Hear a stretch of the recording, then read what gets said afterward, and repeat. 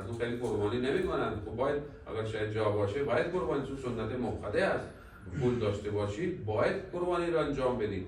اگر اینجا نمیتونی باید کشور خودتون، شهر خودتون پول بفرستید که اونجا از طرف شما باید این قربانی انجام شود. برای این قربانی، این گوشت قربانی فقط برای خونه شما نیست. مثلا تو پاکستان و جای دیگر مثلا مردم قربانی میکنن، بیشتر چیزای خوب را به خودشون نگه میدارن. خب اینجوری نیست، باید 3 تقسیم بشه. اصلا من یادم از بابام وقتی قربانی میکرد 3 جا تقسیم میکرد، اون طرف نگاه میکرد با اون گوشت اشاره میکرد، یعنی نکنه که دیده باشه که اینجا خوبه این سوم خوبه، نه، از اون گوشت اشاره میکرد که این برای فقرا است، این برای خودمون است، این برای خانواده و نزدیکان. خب چرا احکام قربانی هم اینجوریه که باید این گوشت به 3 جا تقسیم بشه؟ چون خدا میخواد اجتماعیت داشته باشید، به درد دیگران داشته باشید. شاید شما میتونی هر روز گوشت بخورید، شاید شما میتونی هر هفته گوشت میخورید، شاید خیلی اصلا توی ما نمیتونن گوشت بخورن.